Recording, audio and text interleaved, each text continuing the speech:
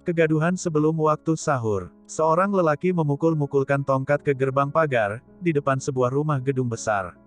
Sambil berseru, "Sahur, sahur." Sedang dia asyik menabuh besi pagar. Seorang tetangga berkata kepadanya, "Wahai peminta-minta, sekarang belum masuk waktu sahur, jadi jangan gaduh. Lagi pula, wahai fakir, perhatikanlah. Tiada orang menghuni rumah itu. Isinya cuma setan dan hantu. Percuma saja kegaduhanmu. Tak ada di situ telinga, yang dapat mendengar tabuhanmu. Tak ada di situ akal, yang dapat mengerti tujuanmu." Lelaki pembuat kegaduhan itu menjawab, "Kudengar perkataanmu. Kini perkenankan ku jawab, agar engkau tak heran atau bingung. Walaupun menurutmu kini masih tengah malam, tapi kulihat fajar segera merekah. Kulihat segala kekalahan segera berubah menjadi kemenangan. Di mataku, semua malam segera akan berubah menjadi siang. Bagimu air sungai Nil memerah. Bagiku itu bukan darah, tapi air segar.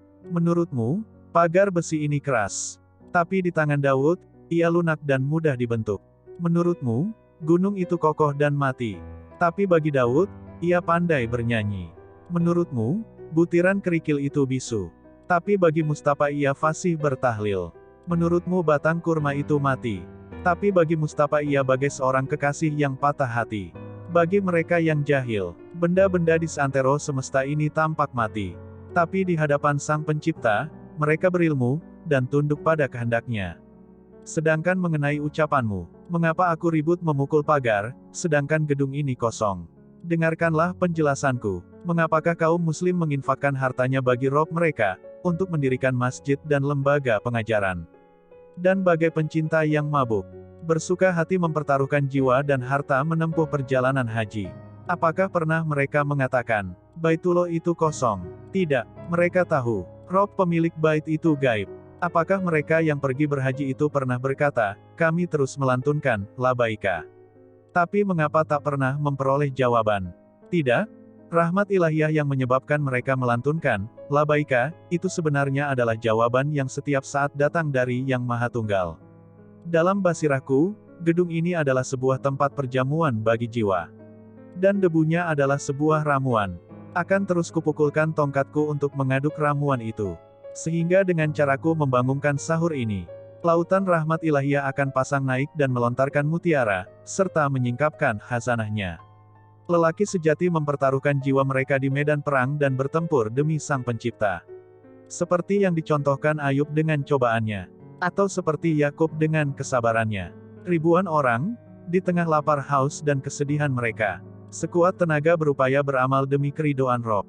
Aku juga demikian. Demi rahmat ilahiyah dan harap akan ridhonya. Memukul-mukul gerbang membangunkan orang bersahur. Wahai yang masih memiliki hati. Jika engkau berniaga dan berharap pembelimu membayar dengan emas, maka tak ada pembeli yang lebih baik daripada Rab. Dia menerima barang daganganmu yang kumuh. Dan memberimu suatu cahaya batiniah yang cemerlangnya berasal dari cahayanya. Dia menerima amal tak seberapa dari raga rapuh ini. Dan memberimu sebuah kerajaan yang hayalanmu tak mampu bayangkan. Dia menerima beberapa butir air matamu. Dan melimpahkan telaga Kausar, yang sedemikian lezat, sehingga gula cemburu pada kemanisannya. Dia menerima desah kesedihan serta asap kerisauanmu. Dan mengganti setiap desah dengan 100 kebanggaan. Karena desah kesedihan yang meniup awan air mata. Dia telah menyebut Al-Halil, Sang Pendesah. Segera lepaskan barang palsumu yang lusuh di pasar riuh rendah tak terbandingkan ini. Dan terimalah suatu kerajaan asli sebagai pembayaran. Jika engkau masih juga ragu atau curiga, berpeganglah kepada mereka yang ahli perniagaan ruhaniyah, para nabi. Sang Raja sejati tak henti-hentinya meningkatkan peruntungan mereka. Tak ada satupun gunung sanggup memikul barang dagangan mereka. Sumber, Rumi, Matsnavi 6, 846-887.